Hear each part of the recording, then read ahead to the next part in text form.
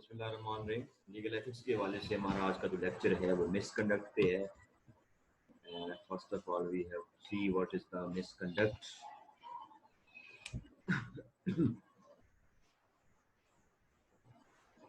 What is the meaning of misconduct and what are the misconducts happen?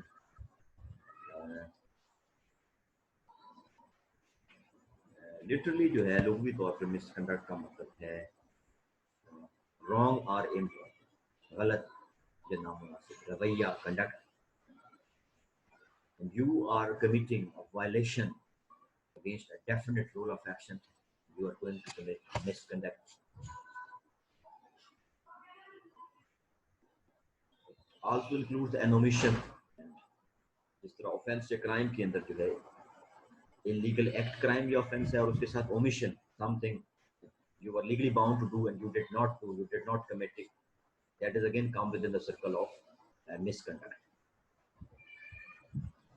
तो grave misconduct जो है, grave का मतलब है संजीदा, शदीद। Grave misconduct connotes an act or omission in the nature of an offense which would not include mere negligence or carelessness. तो grave misconduct के अंदर महज जो गफलत या लापरवाही का एलिमेंट नहीं है बल्कि समथिंग मोर, उसकी ग्रेविटी, उसका जो इम्पैक्ट है, उसकी जो इफेक्ट है, उसका जो मोमेंटम है, that is great, wider, ample. इसी तरह bats law of master and servants जो है उसके अंदर जो है मिसकंडक्ट को transgression of some established and definite rule, transgression of some established, settled, set and definite rules of action where no discretion is left except what necessity may demand. So it is violation of definite law. So misconduct means it is violation of definite law. It is violation of an established rule. It is violation and deviation from a set rule. Misconduct is a forbidden act. It differs from carelessness. So misconduct के अंदर जो है वो degree of मेंजरिया जो है on the part of the person concerned is involve और grave degree of negligence is involve. उसके बाद है wilful misconduct. Wilful conduct is that act which is it means misconduct to which the will is a party and it arises when the person concerned appreciates that he is acting wrongly or is wrongly omitting to act and yet persists in so acting or omitting to act regardless of the consequences, or acts or omits to act with reckless indifference what the results may be. The same act may constitute negligence in the absence of any intention to do something wrong, but willful misconduct if that intention is present. तो willful misconduct के अंदर जो है ऐसा misconduct है that is demonstrated, that is performed, that is done voluntarily, consciously, with will, with consent.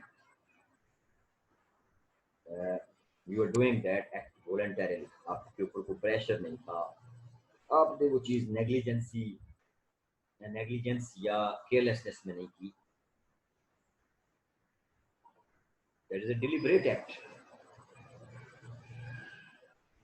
So that we are calling it deliberate, we are calling it voluntarily, we are calling it consciously because the intention is present and the mind goes with it. Misconduct is a generic term and means to conduct amiss, to mismanage, wrong or improper conduct, bad behavior, unlawful behavior. It includes malfeasance, it includes misdemeanor, it includes delinquency, it includes offense. So the term misconduct does not necessarily imply corruption or criminal intent. Legal misconduct, the expression legal misconduct is an ambiguous term. So it means and includes some honest, though erroneous breach of duty causing a miscarriage of justice. Your effort is honest, but you have breached a duty and it causes a miscarriage of justice. Professional misconduct के अंदर वो misconduct आते हैं जो professional लोग जो है वो अपने कंडक्ट के ड्यूरिंग जो है वो कमिट करते हैं. डॉक्टर्स हैं, वुकला हैं, इंजीनियर्स हैं, चार्टर्ड अकाउंटेंट्स हैं. So the term professional conduct is attached to the practice of professionals, medical practitioners है, advocate है, chartered accountant है. So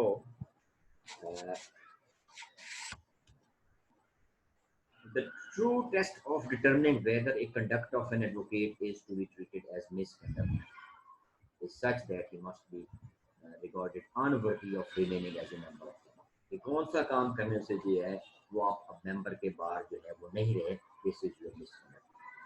Now your position is not honorable, you are being criticized, you are accountable, you are impeachable. तो इसमें there are some कुछ ऐसे acts हैं जिनको हम मिसकंडक्ट के सर्कल में हम उनको डिस्कस करते हैं. उसमें फर्स्ट है एडवर्टाइजमेंट, इश्तिहारबाजी. एडवर्टाइजमेंट के अंदर है कि बेजा अपनी इश्तिहारबाजी करना, तशहीर करना, अपने आप को गिव एयर्स मुख्तलिफ मीन्स के जरिए, मुख्तलिफ मेथड के जरिए जो है अननेसेसरी एडवर्टाइजमेंट जो है वो की जा रही है प्रोफेशन के लिए. It is not a business, it is a noble profession and where there the morality is concern, an advocate should not write for publication or such ways of advertisement. So you have to be quiet, you have to perform your legal duties, you have to argue your daily cases, you have to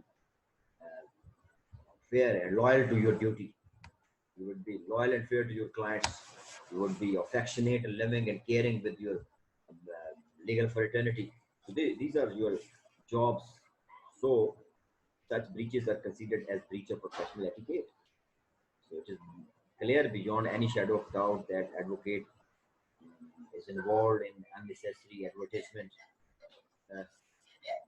So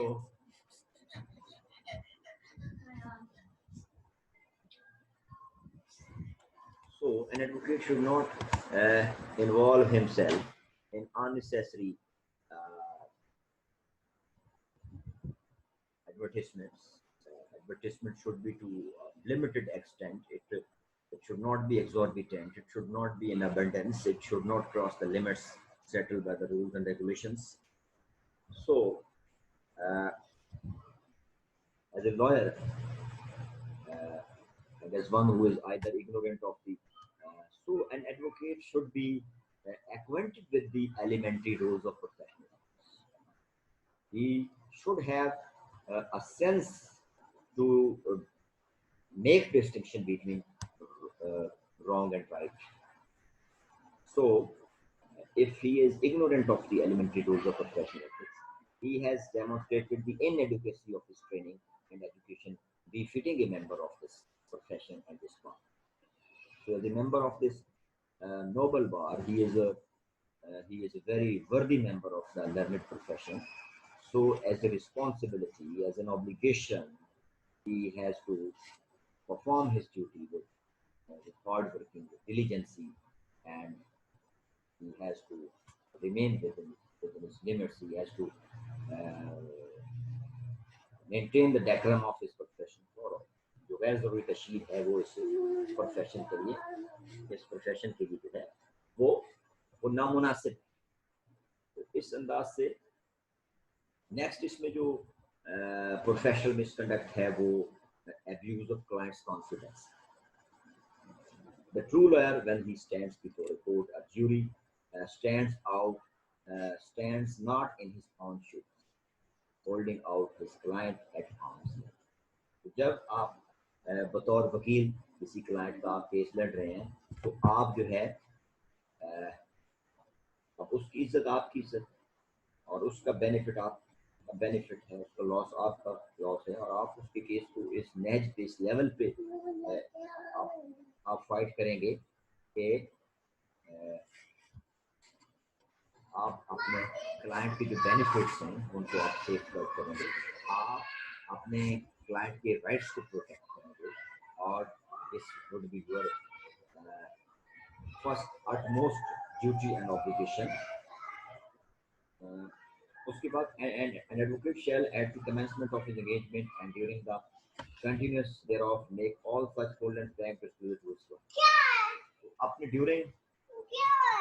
during your practice आप जो है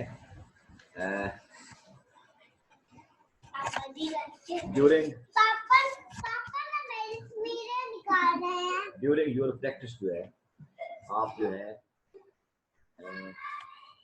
आप अपने clients के साथ आपका जो confidence और ट्रस्ट है उसको आप स्ट्रेंथन करेंगे। आप कोई भी बात अपने क्लाइंट से नहीं छुपाएंगे, कोई बात क्लाइंट्स आपसे नहीं छुपाएगा, कोई इसमें कोई कंट्रोवर्सी, कोई चीटिंग, कोई एम्बिगुइटी नहीं होगी। You should be clear in your dealings. और an advocate shall not do anything whereby he abuses or takes advantage of the confidence rendered in him by his client। तो आप कोई ऐसा काम नहीं करेंगे जिससे क्लाइंट का जो आप पे एतमाद है, क्लाइंट का जो आप पे एतमाद है वो मुतसलसल हो।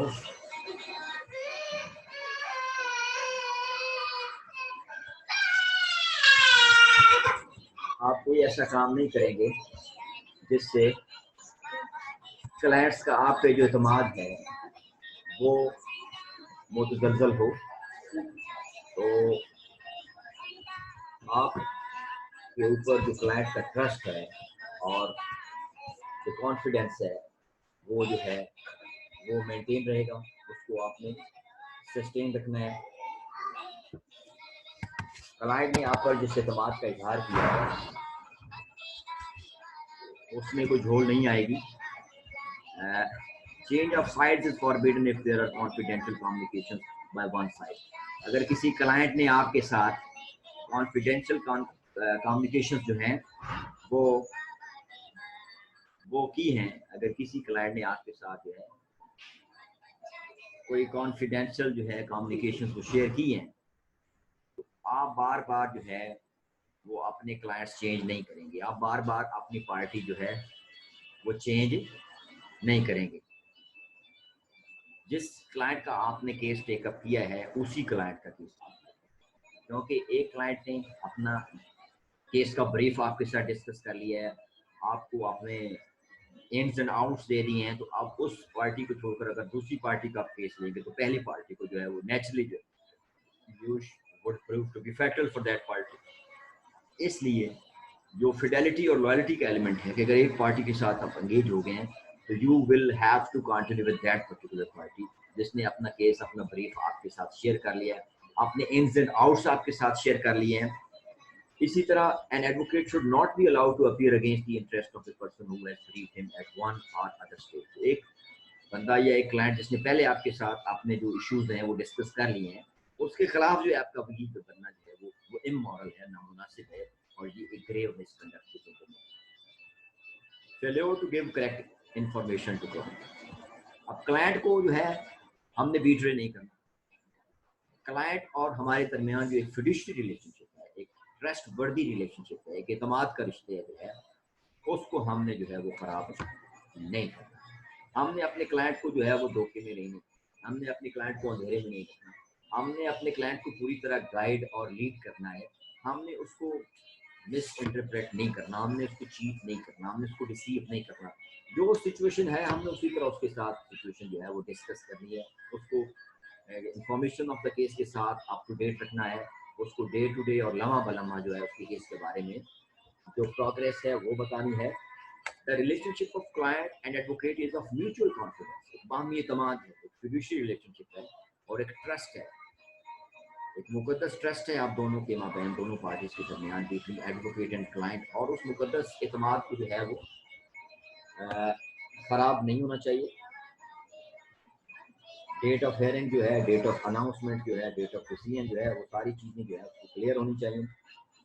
the relation, financing litigation. It would manifestly be improper for him to advance money to client for the purpose of litigation in which he is engaged.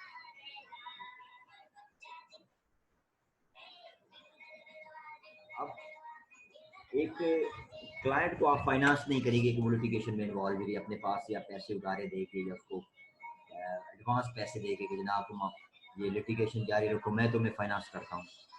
तो as a legal member of the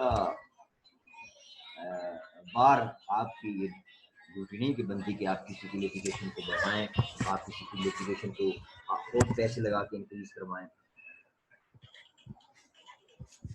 taking personal interest in the litigation, आप litigation में personal interest नहीं लेंगे, आप litigation को खुद finance नहीं करेंगे, आप क्लाइंट के साथ बेनिफिट ऑफ द केस जो है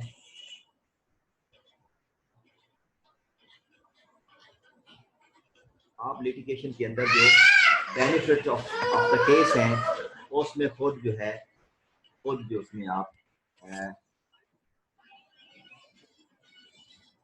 you are not going to take a personal interest in the litigation. Litigation में आप पर्सनल इंटरेस्ट नहीं लेंगे, लिटिगेशन को आप फाइनेंस नहीं करेंगे और लिटिगेशन के जो आउटकम प्रॉफिट हैं उसमें भी आप शरीक नहीं बनेंगे. इसके बाद जो है when compromise of the case not in the benefit of it. Compromise जो है सुलह जो है ये अच्छी चीज है. अगर दोनों पार्टीज और दोनों वकलाए इस नतीजे पे पहुंचते हैं कि इस केस का तस्फिया हो जाए, इसकी सेटलमेंट हो जाए, पार्टीज के दरमियान सुलह हो जाए, तो उसमें जो है आपको रुकावट नहीं बनेगी. जेन्युइन और लीगल जो तस्फिया है सेटलमेंट में उसमें आपको हर्डल नहीं बनना चाहिए किसी भी ग्रीड या किसी की लालच की वजह से. लेकिन अगर एक ऐसी सुलह, एक ऐसा कंप्रोमाइज है, एक ऐसी रिकंसिलिएशन है जो आप समझते हैं कि it is against the interest and benefit of my client, तो उसमें जो है अपने क्लाइंट को आप उस सुलह या उस सेटलमेंट के लिए जो है आप एडवाइस नहीं करेंगे.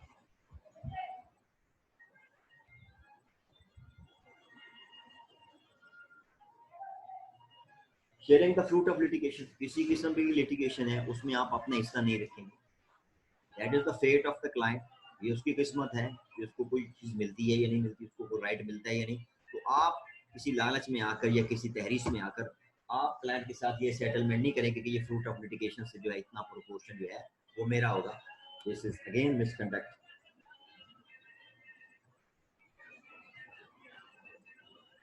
Extortion of money from client,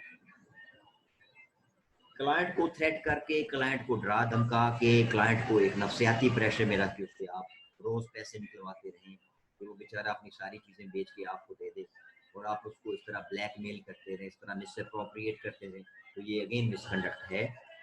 आपको अननेसेसरी जो है वो क्लाइंट को पुट इनटू फियर नहीं करना होगा. आपको उसको जो भी स्ट्रेट फॉरवर्ड केस के जो फैक्ट्स हैं वही आपको बताने होंगे. Unreasonable refusal to take a case. A lawyer must, as a general rule, take a case for any member of the public. तो वकील किसी भी बंदे का केस ले सकता है. मिसाल के तौर पर fair and proper fee standard to him, अगर मुनासिब फीस बंदा दे रहा है उसका केस लेना चाहिए. एडिक्वेट इंस्ट्रक्शंस आर गिवन, इसमें मुनासिब हदायत हैं.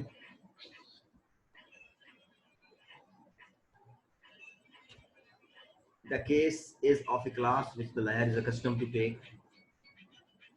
An advocate can legitimately decline to take the case if he has, अगर वकील की कोई आउट स्टेशन पे कोई मसरूफियत है, वकील को सोशल फंक्शन में शिरकत करनी है, वकील की सेहत ठीक नहीं है, वकील का कोई अपना डोमेस्टिक प्रॉब्लम है, तो इन बेसिस की वजह से वो जो है केस लेने से रिफ्यूज कर सकता है. But to refuse to take up a case simply and solely on the ground that the advocate will not against a brother advocate, लेकिन वकील अपने किसी वकील भाई के खिलाफ केस नहीं लड़ेगा.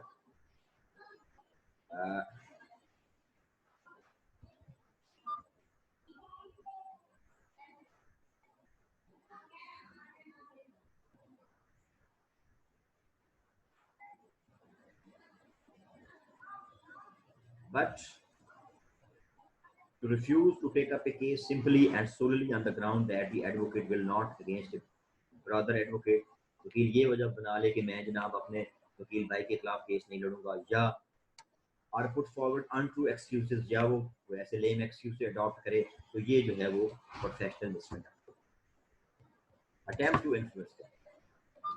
अगर कोई केस किसी जज के पास लगा हुआ है और आप उस जज के किसी रिश्तेदार या दोस्त को के जरिए उस जज को इन्फ्लुएंस करने की कोशिश करते हैं अपना फायदा उठाने के लिए, तो you are guilty gross misconduct.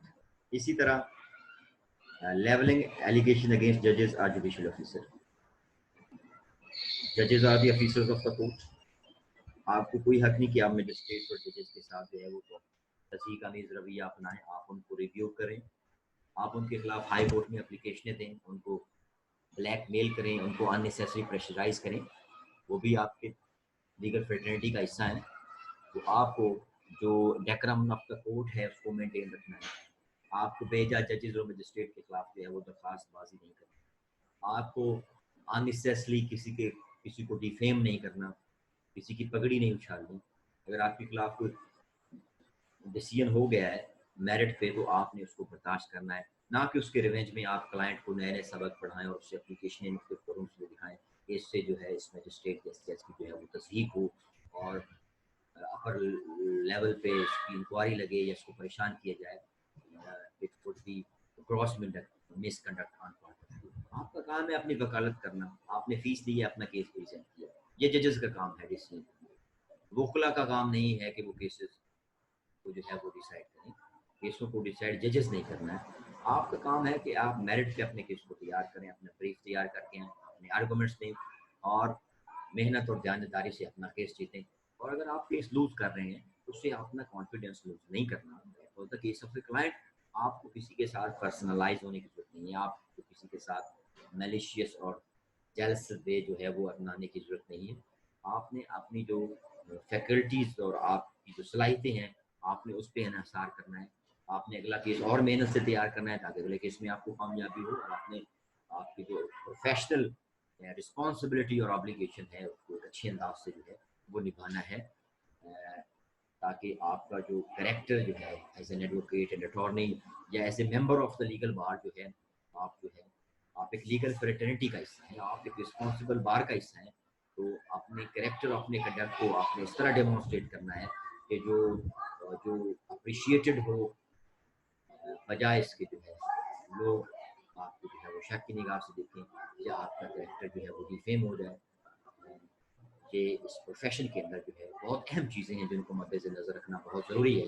और आगे चलकर जब आपने एक बड़ा वकील बनना है तो आपको एक बड़ा दिल रखना है, एक बड़ा ज़र्फ रखना है और मेहनत और ईमानदारी से इस प्रोफेशन में जो है आगे बढ़ना है। This profession is profession of lords, this profession is profession of nobility, this profession is profession of value and honour and dignity and esteem.